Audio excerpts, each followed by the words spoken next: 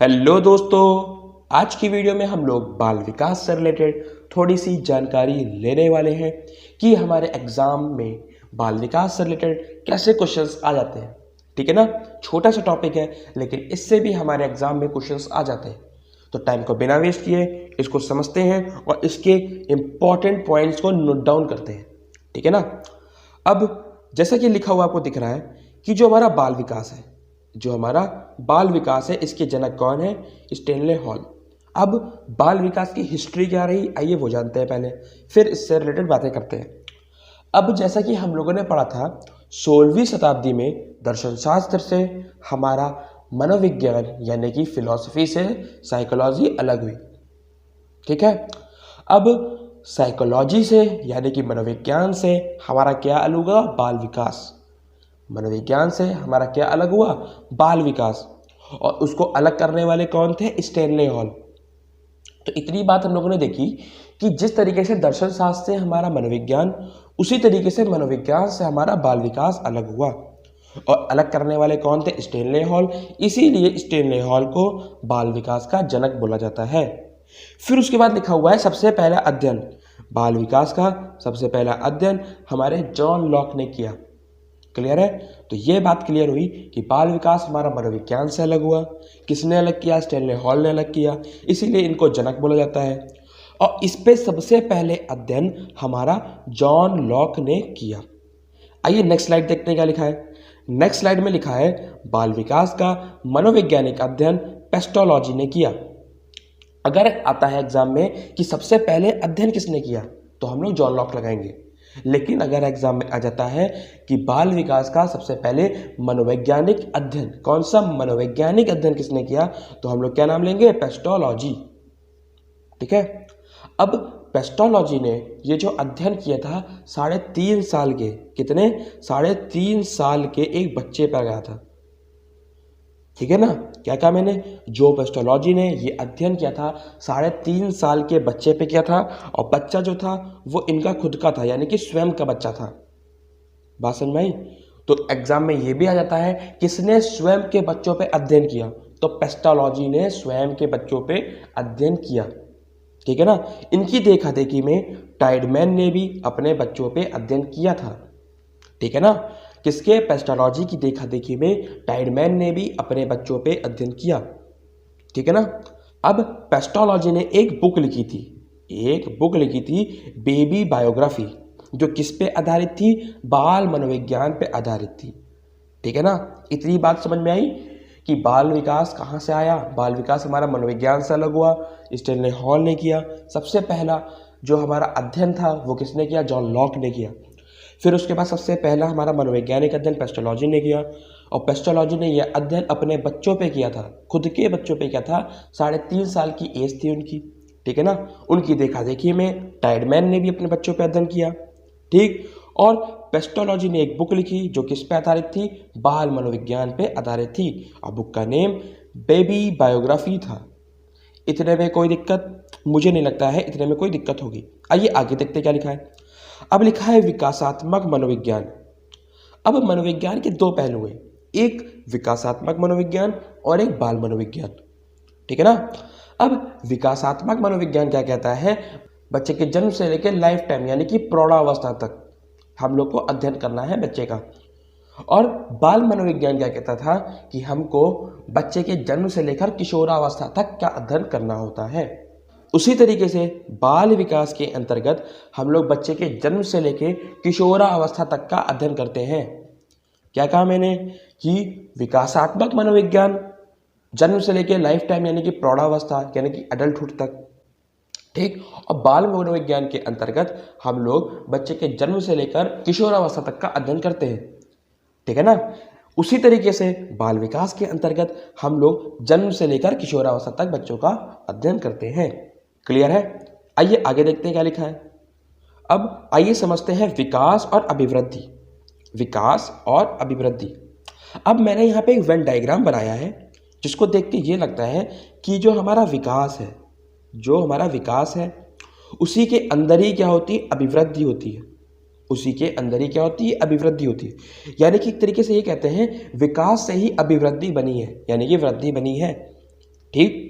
यहाँ से एक बात ये और समझ में आती है कि जो विकास है वो विस्तृत भाग है, जो विकास है वो एक विस्तृत भाग है, और जो अभिव्यक्ति है वो एक संकुचित पक्ष है। ठीक है ना। अब ये क्या है, अभी धीरे धीरे हम लोग उसको समझेंगे। विकास और अभिवृद्धि भी हमको धीरे धीरे समझना है। क्लियर है। अब आइए नेक्स्ट स्लाइड पे आते हैं। क्या लिखा हुआ है देखिए। मैंने इस जगह पे एक फिगर बनाया हुआ है जिसमें गर्भावस्था के बारे में लिखा हुआ है, और यहाँ पे बताया गया है क्या, जन्म के बारे में। ठीक है ना। अब ये फिगर क्या कहता है, आइए देखिए।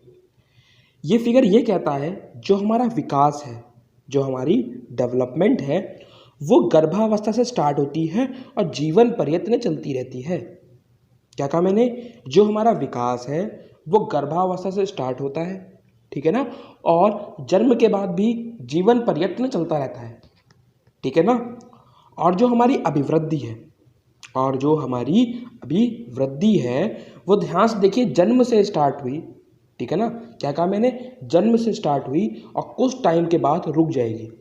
इसीलिए मैंने यहाँ पे एरो को ऑरेंज कर रखा है। इसका मतलब क्या है कि मेरी जो वृद्धि है, हम लोग की जो अभिवृद्धि होती है, वो जन्म के बाद स्टार्ट होती है और कुछ समय के बाद आने तक रुक जाती है।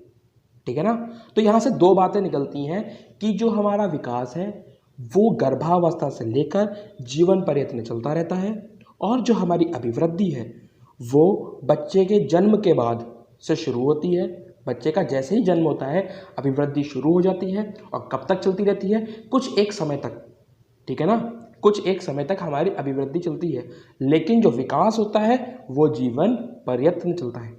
आगे क्या लिखा हुआ है, अभिवृद्धि और विकास में डिफरेंस। अब देखिए दोनों एक ही चीज़ से बने हैं, लेकिन थोड़ा थोड़ा सा दोनों में डिफरेंस है। क्या डिफरेंस है देखिए। अब जो अभिवृद्धि है वो बढ़ता हुआ बदलाव है, मतलब बालक में जो वृद्धि होगी वो बढ़ते हुए क्रम में होगी। ठीक है ना। और जो विकास है वो बढ़ता हुआ या घटता हुआ बदलाव है, मतलब बालक का जो विकास होता है कहीं कहीं पे बढ़ जाता है, कहीं कहीं पे घट जाता है। ठीक है ना। अब लिखा हुआ है मापन संभव है। अब जो अभिवृद्धि है इसमें हम लोग का जो मापन है वो क्या है, संभव है। अभिवृद्धि में मापन संभव है, लेकिन विकास में सही मापन संभव नहीं है। जो विकास है इसमें सही मापन संभव हमारा नहीं है। क्लियर है। अब अभिवृद्धि में फिजिकल चेंज होता है, यानी कि बच्चों के पार्ट्स में चेंजेस आते हैं। ठीक है ना। जैसे हाथ पैर बढ़ते रहते हैं, वृद्धि होती ही रहती है। कभी ये नहीं होता है कि अभी बच्चा लंबा है और आगे आने के बाद बच्चा छोटा हो जाएगा, मतलब बढ़ते हुए क्रम में फिजिकल चेंज होगा। और विकास में क्या होगा, फिजिकल चेंज और एबिलिटी चेंज।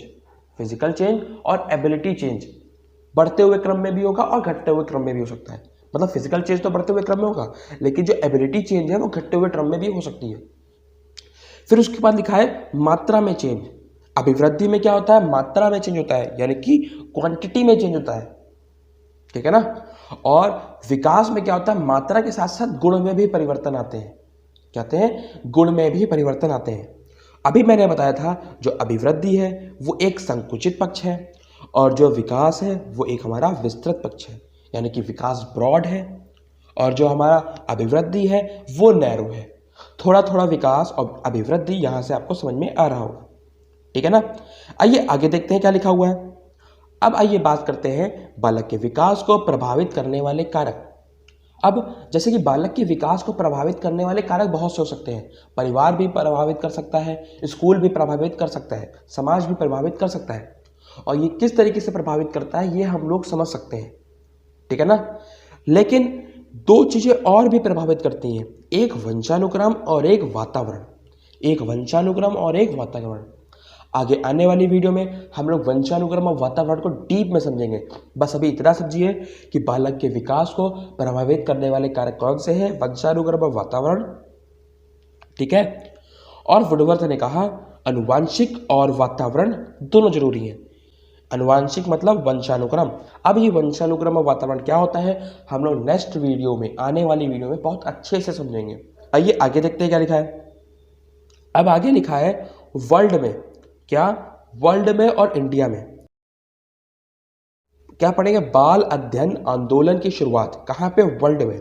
तो वर्ल्ड में बाल अध्ययन आंदोलन की शुरुआत स्टेनले हॉल ने की थी। कहाँ से की थी, अमेरिका से की थी। 1893 ईस्वी में की थी। यानी कि 1893 में की थी, 19वीं शताब्दी में। बाल अपराध आंदोलन की शुरुआत हमारी स्टेनले हॉल ने अमेरिका से की थी 1893 में, ठीक है ना। और भारत में कोलकाता में 1930 में लगभग हमारा बाल अध्ययन किया गया, बाल विकास का अध्ययन किया गया, ठीक है ना। क्या कहा मैंने? कोलकाता में 1930 में बाल विकास का अध्ययन किया गया। 1916 में भारत में पहली मनोवैज्ञानिक प्रयोगशाला बनी थी। अब वह प्रयोगशाला बनने के बाद करीब 14 साल के बाद हमारा बाल विकास का अध्ययन किया गया। और कहाँ किया गया? कोलकाता में किया गया, ठीक है ना।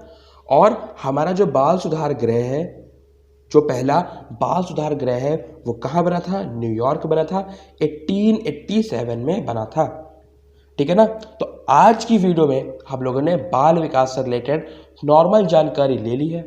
नेक्स्ट वीडियो में हम लोग क्या समझेंगे? वंशानुक्रम। और फिर नेक्स्ट वीडियो में हम लोग समझेंगे वातावरण। और फिर इस छोटे से टॉपिक को कंप्लीट कर देंगे।